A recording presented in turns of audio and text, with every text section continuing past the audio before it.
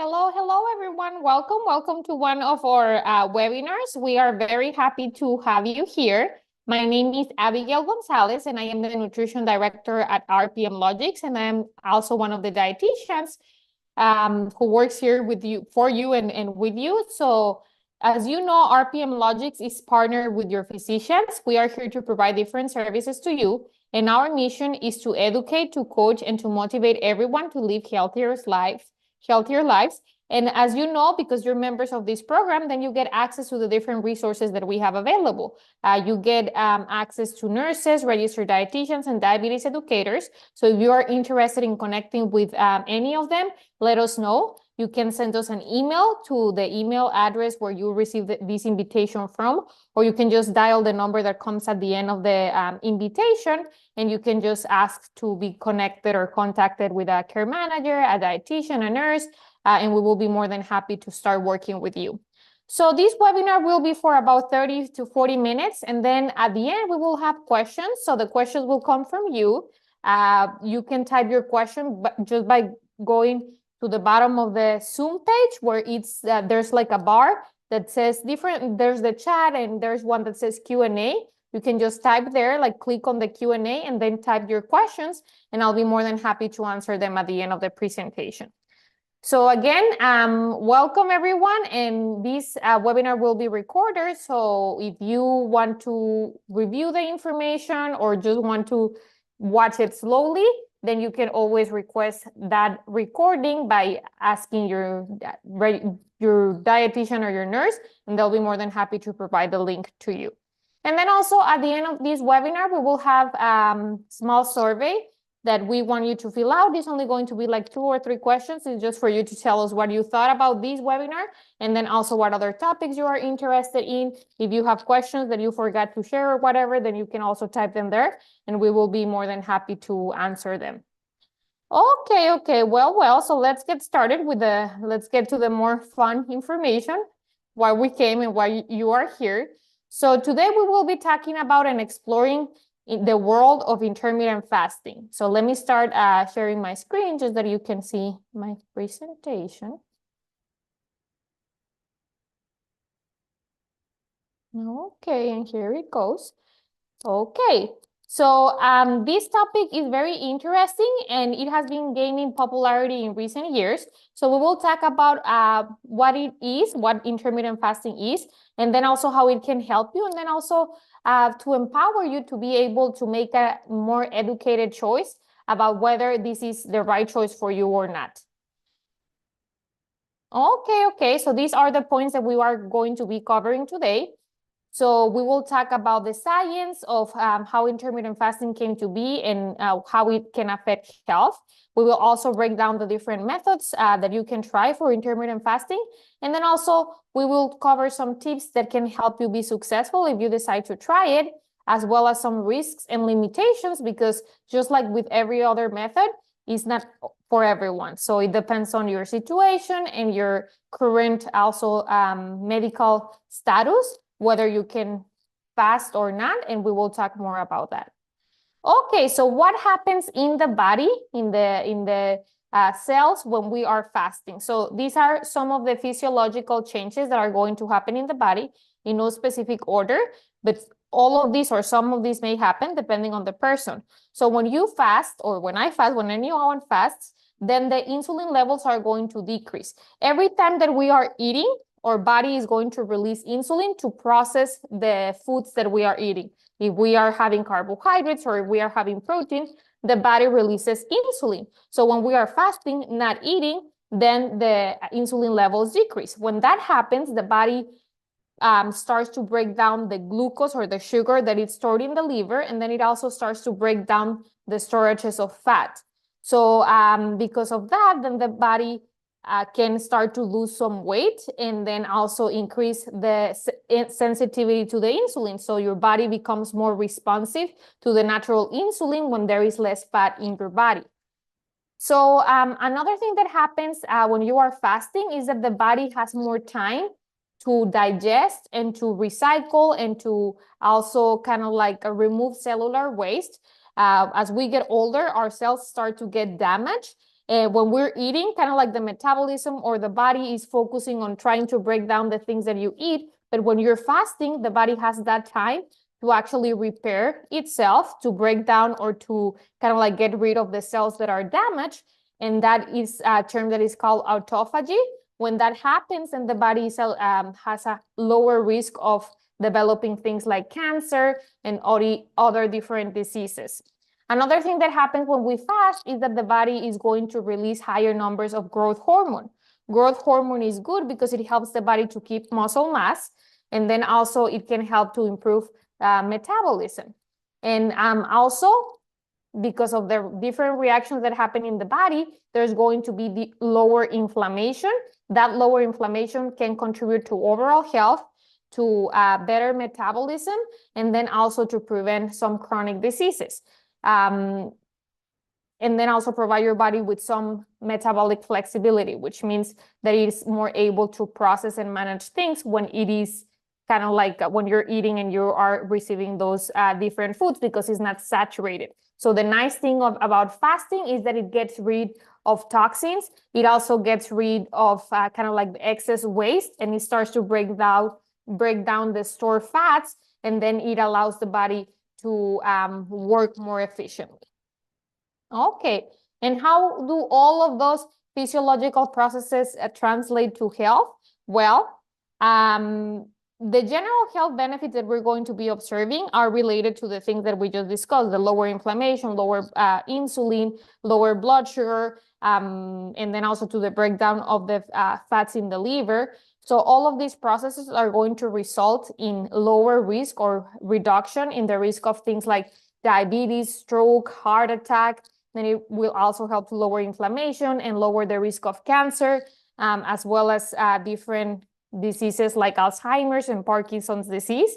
And then it can also help the body to kind of like have a longer lifespan by promoting longevity, and then also having some anti-aging properties. Like, we're still getting old, but then the process can be delayed by fasting, just because the body is more likely to be getting rid of waste and damaged cells, and that allows us to live a little bit longer.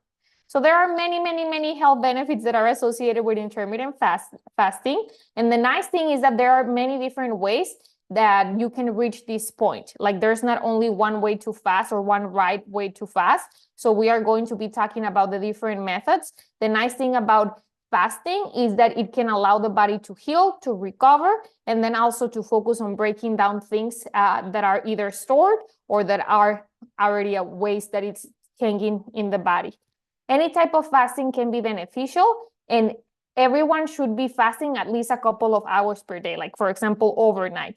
It is important to have at least like 10 hours, 12 hours of fasting. If you have a medical condition that prevents you from fasting, or you just think it's not for you, that's okay, but try to fast at least 12 hours. So, for example, if you ate at 8 p.m., try not to eat anything until 8 a.m. the next day. Or if you ate at 10 p.m., try not to eat anything until 10 a.m. the next day.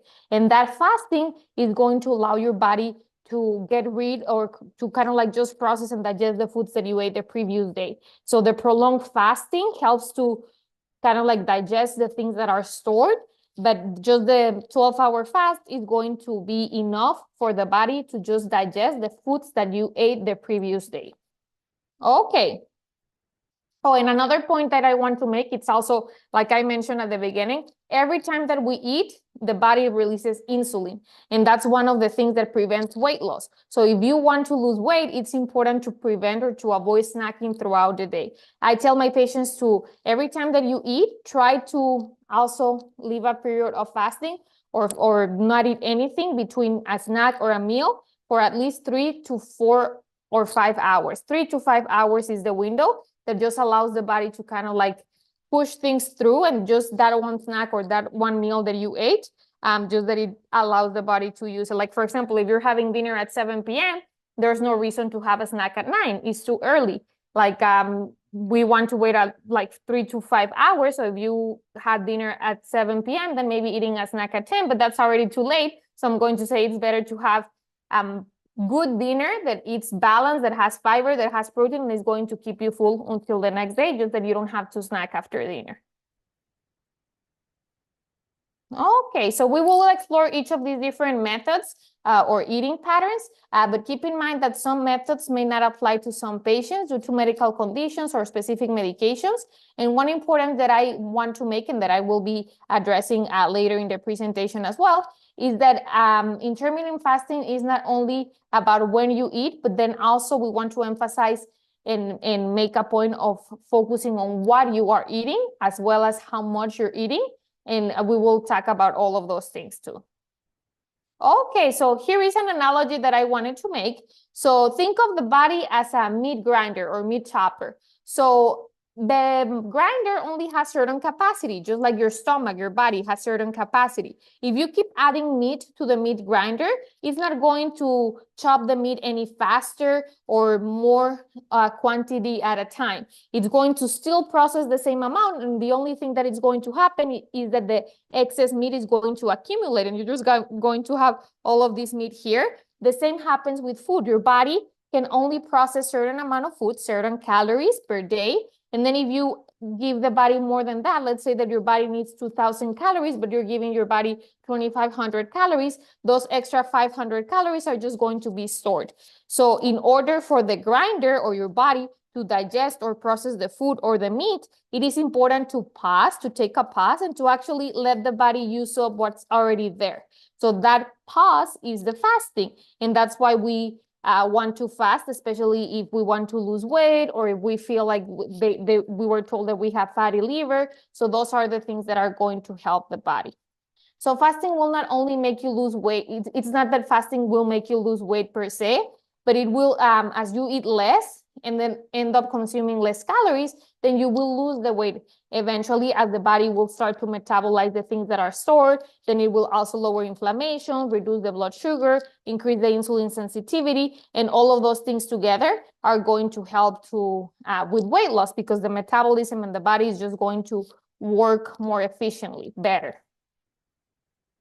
Okay, so let's talk about the first method here. So this is the simplest method and the one that it's actually considered intermittent fasting. Like, because if you say that you fast or don't eat anything from 7 p.m. until 7 a.m., like 12 hours, that's not actually considered intermittent fasting because that's the normal window of time that the body needs to process foods. And that's how the circadian rhythm works. So in order to make it something that it's going to kind of like challenge the body and get it out of its comfort zone, you need to be fasting for at least 16 hours. That's the least amount of time. So this is the kind of like the most basic and essential fasting method.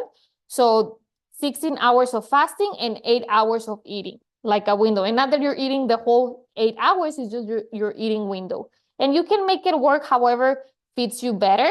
I think one of the best strategies that you can do is to start eating earlier and stop eating early, just because that's how the circadian rhythm works too. Like the earlier that you eat and the earlier you stop, then the better that it is for the body to focus on resting rather than digesting when you are kind of like when it's nighttime and you're sleeping. So an example of how you can fast is like, for example, trying to eat your first meal at 10 a.m. and then eating your last one at 6 p.m. and then not eating anything until 10 a.m. the following day. And that will give you the 16 hours. But you can change and alternate the timing depending on your life. There's people who works night and maybe it will be better for you to actually have your eating window from, I don't know, 6 p.m. until 10 a.m. the next day, or depending on how your schedule works. But at the end of the day, you can just be flexible and make it fit your schedule. And some of the benefits of this method is that it can help to manage weight. It can also help to balance out blood sugars, to lower blood sugars, and then also enhance or improve the metabolic system. And like I mentioned earlier, if you decide that fasting is not for you, try to do at least the 10 or 12 hours of overnight fasting, just to help to rebalance your hormones and allow the body to digest. You can try not to eat anything from 7 p.m. until 7 a.m. the next day. And I have a lot of patients who have diabetes, and many of them have mentioned that they have noticed that when they eat late, like at 9 or 10 p.m., then their blood sugars are high the next morning, even when they're eating something healthy. Like, for example, I have had patients who eat something like green beans and some chicken, and then maybe a little bit of rice, and then their blood sugars are 150 in the morning. If that was a healthy meal, but just the body didn't have enough time to kind of like process it, and that's why it's still staying high in the blood.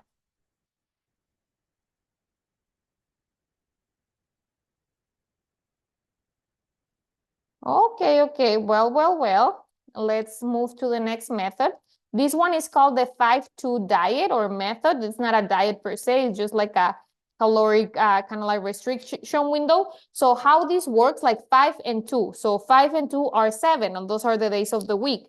So this method kind of like encourages you to eat normally for 5 days of the week, and then to fast or reduce your calories for the other 2 days. And you can choose how to do it. Maybe you eat normally on Monday, Tuesday, then you fast on Wednesday, eat normally on Thursday and Friday, and then fast again on Saturday, and they eat normally on Sunday. So you can choose different days, whatever works for you. So eating normally means just eating when you're hungry, following like you're eating breakfast, lunch, and dinner, if that's how you eat, or however your pattern is. And then on those days when you're fasting, only eating like one small meal or one small meal and a snack, just kind of like just reducing your calories to about 500 to 600 calories per day. And just to give you an example, if you're not counting calories, that's going to be something like maybe in the morning having some vegetables, which have like 30 calories, things like onions, green beans, zucchini, bell peppers with 2 eggs, and that's going to be like maybe 200 or 300 calories.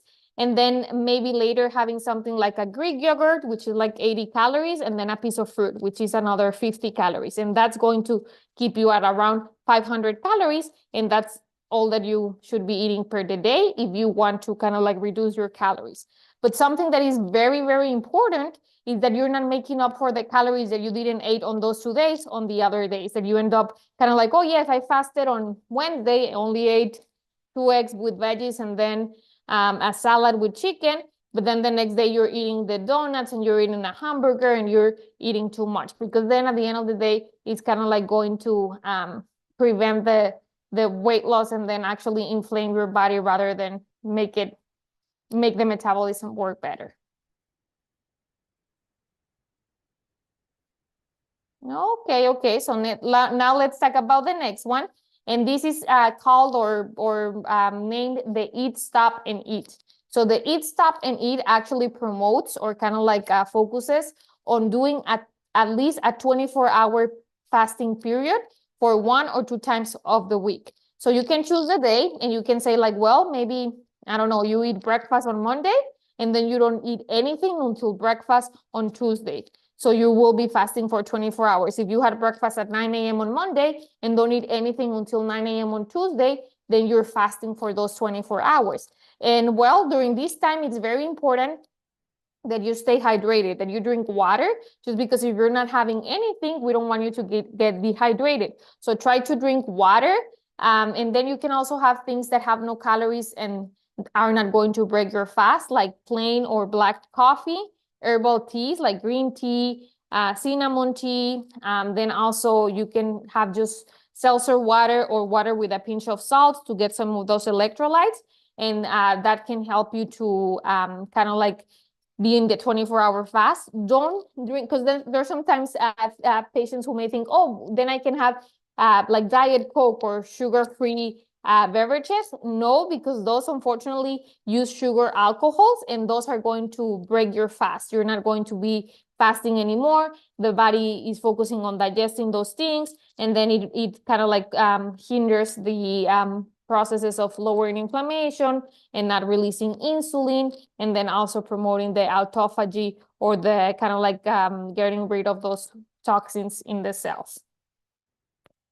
So this method may be challenging for some people, and especially initially, but as you like with practice, it will become easier. And again, if it's not for you, if it's something that you're struggling with, then try the other methods. And this is one of the most severe ones because you're not eating anything for 24 hours. And even more so if you do it twice a week, But that's a point that you may get to in a couple of years. Like it's not something that is going to happen naturally. And if you feel it's not for you, then try the other methods. Okay. So now let's talk about another method that is called the alternate date intermittent fasting, which actually doesn't follow a specific protocol. Like I mentioned, there's no right or wrong way to do this. At the end of the day, you want to find a pattern that works for you and that allows you to feed your schedule, work, life, family, all of those things, celebrations, different things that you have going on. But the concept behind the alternate day intermittent fasting is that you eat normal for some days of the week, and then on other days of the week, you restrict your calories to about 20 to 50% of what you usually eat. So again, it's similar to the 5-2 in the sense that you will only be eating kind of like one meal or 1 meal and one snack just to keep the calories small. And there are some limitations with this approach just because it is important to prevent feasting on the days when you're eating or to prevent overeating, because otherwise it's going to kind of like quench or undermine the kind of like the sacrifice that you're making by following this method. Because if you're not in a caloric deficit, then you may even gain weight if you start doing this and you find out yourself kind of like eating or overeating on those days when you are not fasting. So it's important to kind of like keep your other days the same. And then if you're not able to do that, then not restricting yourself as much, just maybe doing like, okay, 2 meals and 1 snack if you usually do 3 meals, or 1 meal and 2 snacks. You may not be reaching that 50% calorie reduction, but maybe 80. And if you continue to eat normally on the other days, that may be enough to get some of the benefits of the intermittent fasting.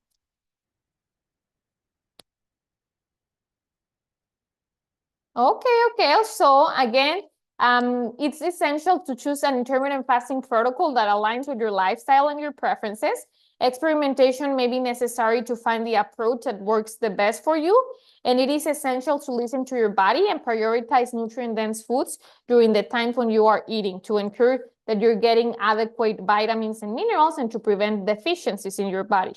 And then an important point that I would like to make is that what you eat matters. If you fast, and on the non-fasting days, you consume processed foods like pizza, cereal, fried chicken, hot dogs, muffins, cakes, chocolate, bagels, bacon, sausage, then the body will still be inflamed. And then your blood sugars will be high and your cholesterol is going to be high too. So it doesn't matter if you're fasting or not, because what you eat and how much you eat has a higher impact on your health than actually when you are eating, if you're fasting or not. Studies have proven that healthy eating and reducing portions beats intermittent fasting when it comes to health. So at the end of the day, focusing on nutrient-dense foods and whole foods that are healthy and consist of mainly just one thing is the thing that is going to help you stay healthy. So things like vegetables like lettuce, cucumber, cabbage, collard greens, carrots, broccoli, green beans, asparagus, cauliflower, legumes like beans, lentils, chickpeas, then also the lean proteins like chicken breast, whitefish, tuna, eggs, tofu, and then also fruits like apples, oranges, berries, whole grains like oats, brown rice, barley, whole wheat pasta, whole wheat bread, and then also nuts like almonds, pecans, walnuts, cashews, chia seeds, flax seeds, avocado. All of those foods are the things that we want to use to make our meals, rather than having things like a bread and a hamburger and French fries and crackers and granola. All of those things are processed, so it's better to have a Greek yogurt, a piece of fruit, some veggie and egg omelette, a veggie soup with some chicken, a salad. Those are the type of meals that we want to be eating when we are eating.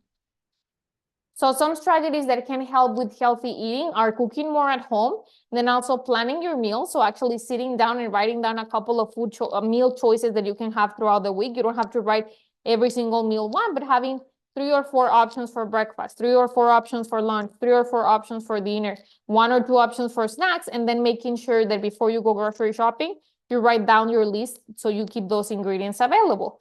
There are also some convenient foods that require no cooking that are healthy.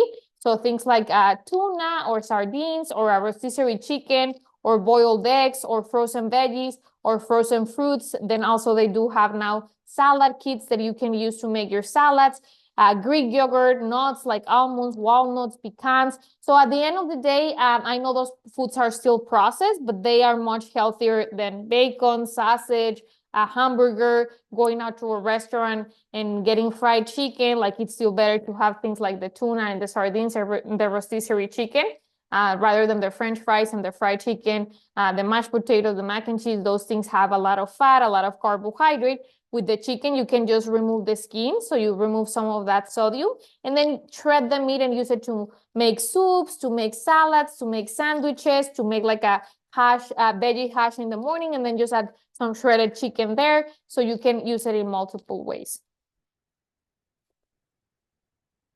Okay. Well. So if you decide to fast, these are some of the tips and strategies that you can use to be successful. So let's cover each one of them. So the number one thing is to start slowly. If you decide to try intermittent fasting, maybe start with the easiest or the most simple protocol, which is the 16 and 8-hour method. Then gradually increase the fasting, go from 16 hours to 18 hours, then maybe to 20 hours, depending on how you feel. Then maybe from 1 day to 2 days to 3 days, depending on how you're feeling. Then also, it's very important to stay hydrated. Like I explained before, if you're going to be eating less food, it's important to drink water and beverages without calories, just that your body receives some of those electrolytes. So herbal teas, black coffee, sparkling water with salt, just to keep your body kind of like hydrated and prevent you from getting like a foggy head, or kind of like feeling dizzy, that sort of thing. And then the other thing that is very, very important is whenever you break your fast, that you go or turn to those healthy foods, vegetables, fruits, whole grains, the lean proteins, the healthy fats like avocado, salmon, the nuts. Then also just that your body can get the vitamins, minerals, and antioxidants that it needs to survive and to actually thrive with the fasting. And another thing that really helps to be successful on those with the weight loss and then general health is to plan the meals, that you actually take time to sit down and plan what you're going to be eating on those days when you are not fasting, or those eating windows. Even just if you're going to be eating out, thinking about, okay, so what healthy choices can I order? Like at restaurants, they do have salads, grilled chicken sandwiches. They have like fish and veggies, or you can always ask to change your French fries for a side salad. And those things, removing a bun when you're eating a hamburger, all of those things actually help you to be successful and stay on track. And another thing that is very, very important is to listen to your body. It's very important to stay connected with your body and try to actually listen to when you're hungry and when you're full. Like if there's a day when you're fasting, but then you're extremely hungry, it's okay to break the fast. At the end of the day, if your hormones are telling you that you're hungry, actually hungry, that you have hunger pains or low blood sugar, that sort of thing, it's okay to eat something, but just try to have something healthy, like a Greek yogurt, a piece of fruit, some baby carrots, a sliced cucumber, a salad, something that is going to provide you with energy, a veggie and egg omelette, something like that. Another thing that is very important is to be flexible. Again, life happens. You don't have to be perfect.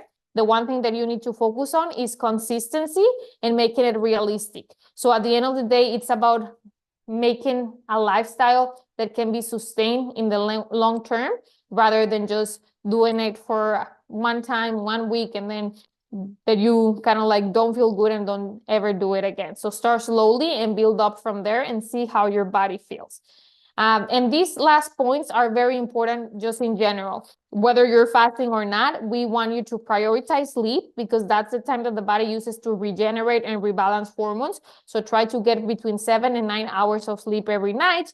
If you're having issues with that, then try to have a set schedule to go to bed. Make sure that your room is comfortable, that you don't have light during the, get like blackout curtains, and also no noise. Also try to make the temperature comfortable. And then if you still are not able to sleep, try things like magnesium or melatonin to see if those help. And just in general, try to stay active, to exercise as much as you can. You can do a combination of aerobic and strength exercises. that's going to allow your body to keep muscle mass, and that the whatever weight you're losing, that is fat rather than muscle. So in order to make any kind of like exercise goal feasible and attainable, is that you include or do something that you enjoy. So you can go for things like dancing, swimming, walking, or just doing like kind of like body squats, push-ups, whatever you can do, just change it up. If you don't have idea of where to get started, go on YouTube and just type like exercise ideas for beginners, and they will guide you. Then also another thing that is very important is to manage your stress. Stress can really increase the cortisol level and prevent weight loss and affect our health, causes inflammation. So if you're feeling stressed, try to practice breathing exercises. And patients tell me, oh, I'm breathing all of the time. Yes, but there's the right way to breathe, because when you breathe slowly, inhale and exhale, that turns on the parasympathetic system, which actually helps your body relax. So if you're not sure how to do it, go on YouTube and just type breathing exercises, and then they will guide you to like inhale and then hold it and then exhale, how many minutes, and that sort of thing. And the other thing that it's just important in general, if you're fasting or doing any type of specific diet, is to monitor your progress, to actually stop every couple of days and kind of like reflect on how you're doing. Then also analyze if you're making progress, if you're feeling better, if you think that your body is less swollen, if you feel more energized, if you feel like things are actually changing. And then also visit your doctor or talk to your dietitian, just that you together you can evaluate how things are going to see if it's really a method that is working for you. Because if you're not seeing changes, then it means that your body is not benefiting. And I tell my patients, if you have reached a plateau and things are not changing anymore, even when you're trying some things, then it means that your body has reached or it's in a comfort zone. And in order to see things change again, something needs to change. Either the amount of food that you're eating, the type of food that you're eating, the time at which you're eating your foods, or the type of activity that you're doing. Okay. Well. Now let's kind of like talk about some myths about intermittent fasting that some of you may have heard. So I'm going to tell you what are myths and what are facts. So one of them, it's like some people may say that intermittent fasting is just a fad diet, that it's a diet that it's just trying to kind of like make people not eat. But at the end of the day, it's not a diet, it's just an eating pattern. And it has been practiced for many centuries in different cultures. It has just gained attention lately because it does have a lot of health benefits. And another one is that intermittent fasting may slow down your metabolism. It has been proven. There are some studies that suggest that intermittent fasting may even increase the metabolic rate when it's done correctly. And doing it correctly means fasting for those periods and then actually getting foods that are high in vitamins and minerals, and the body will really benefit and the metabolism will be faster if you're not saturating the body with processed foods. Another myth that you may have heard is that in order to do intermittent fasting, you need to skip breakfast. There's really, again, no right or wrong. You can choose to eat breakfast if that aligns with your goals, but then you can also choose to skip dinner if that's better for you, or like I was saying, just maybe choosing to fast by reducing the calories on 2 days of the week, just by eating one small meal and one snack or something like that. Another myth is saying that the only benefit from intermittent fasting is weight loss. And not necessarily. There's some people who practice intermittent fasting and they don't lose weight, but they're still kind of like managing their blood sugars better. They have better insulin sensitivity. They also decrease their fatty liver. So at the end of the day, you will lose weight if you consume less calories overall in the week or throughout the month, rather than just because you're not eating for certain times of the day. And the last one is that you can eat whatever you want during the fasting periods. In reality, no. If you continue to eat processed foods, then your body is going to continue to be inflamed, to have high blood sugars, and then you may even gain weight. So at the end of the day, like I said, it's not only about when you're eating, when you're fasting, but then also what you're eating and how much you're eating. So remember, you can eat anything and every food can be part of a healthy, balanced diet.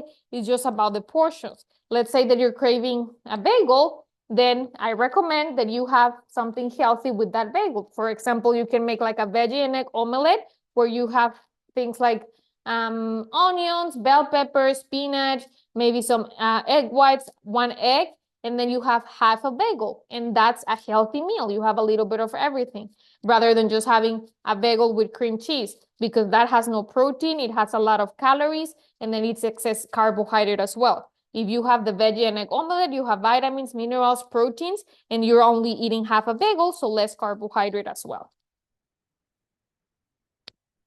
Okay. So another very important point that I would like to make is that intermittent fasting is not for everyone. While intermittent fasting has gained popularity because of the many health benefits that it has, it is essential to consider that there are also risks and limitations associated with the intermittent fasting.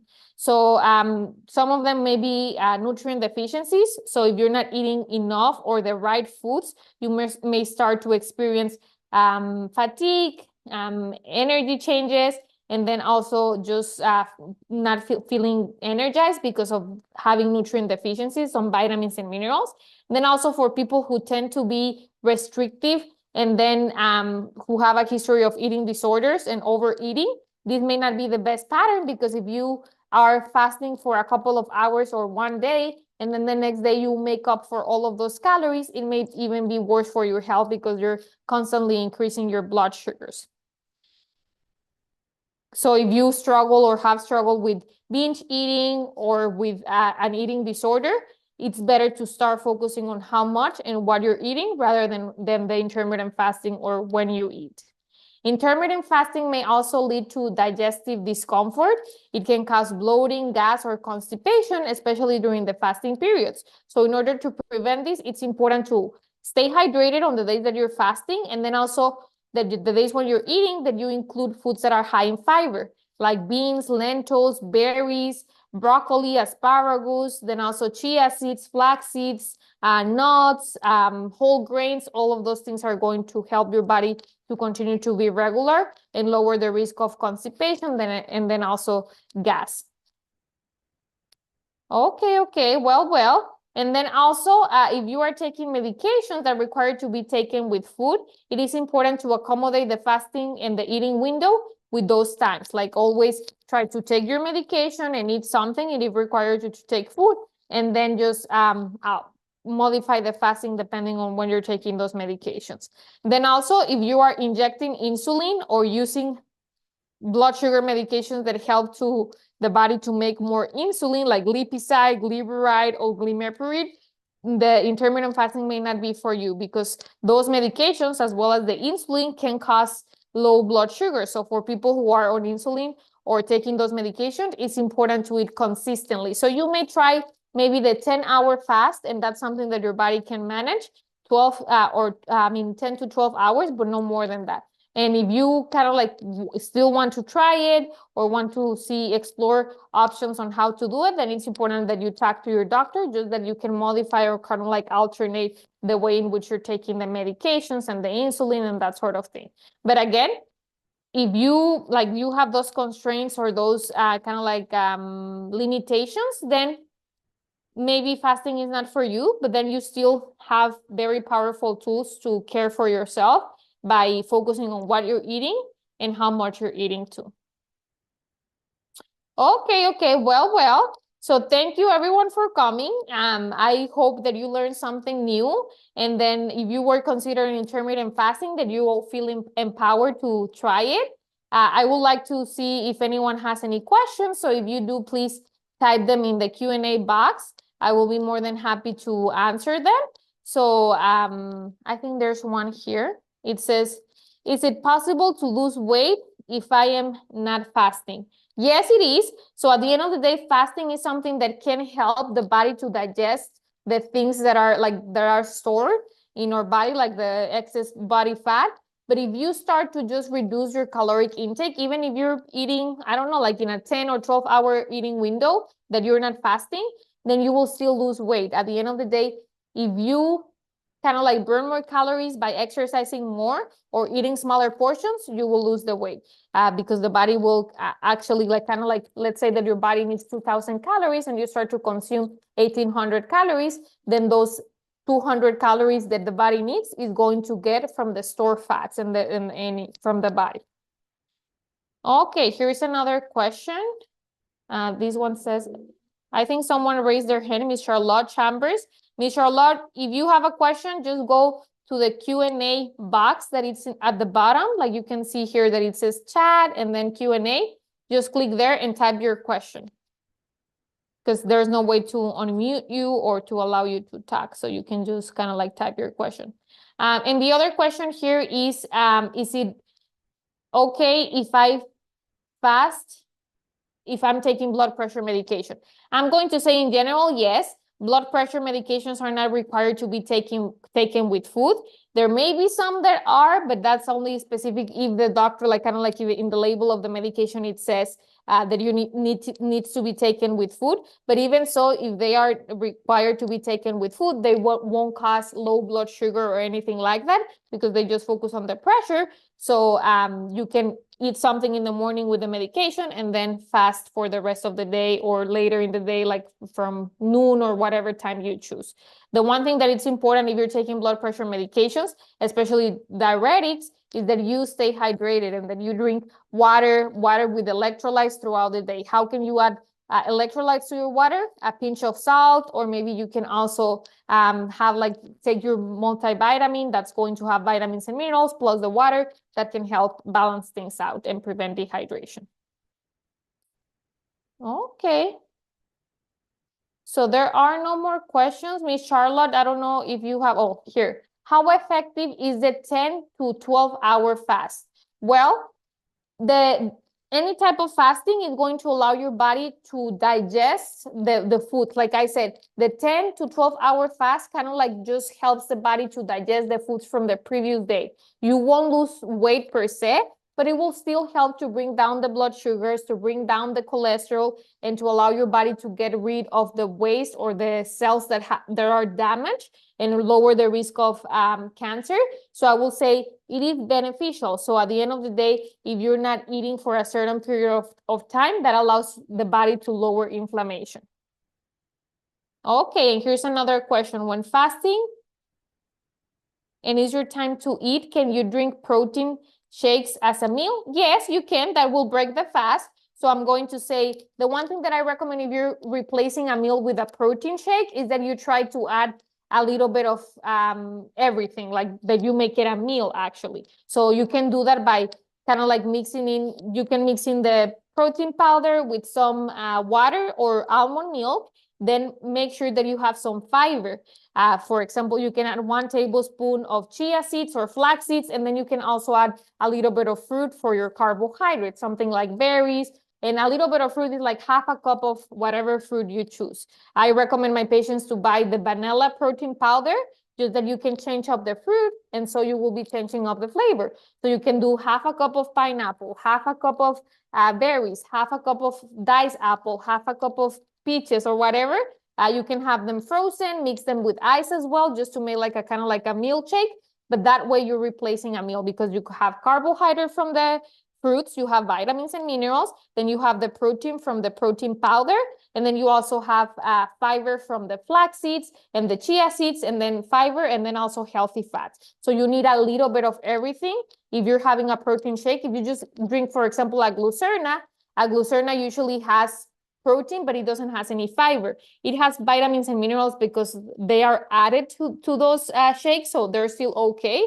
But maybe you can drink the glucerna that is low in carbohydrate alongside some berries, just that you have some fiber and some kind of like carbohydrate just to replace a meal. Otherwise, you may drink the protein shake and then in 2 hours you're hungry again, or you start to feel hungry just because it wasn't like a complete meal. So in order to make it a meal, mix it up with fruit, flax seeds or chia seeds, and then you can add ice if you want to, or you can just blend it up and drink it as if it was like a smoothie or a juice rather than a milkshake. Okay, so all of those were great questions. We don't have any more questions, but I'm very happy that you were able to join and stay until the end. Again, if you want to review this information, or if you want to go back to some of the things that I mentioned, or something wasn't clear, then just ask your dietitian or your nurse to send you the link to the recording that will be available tomorrow. And then you can pause it, you can review it, And if you have any specific questions or something comes to your mind after tonight, then just send us an email and we will be happy to answer those questions. Again, after I end up the webinar today, then a survey window will pop up. We really, really appreciate your feedback, the different topics that you want to discuss. And if you think about another question, you can type it there. Well, thanks everyone. And I hope to see you here in our next webinar. Have a great night. And thank you so much for joining. Bye-bye.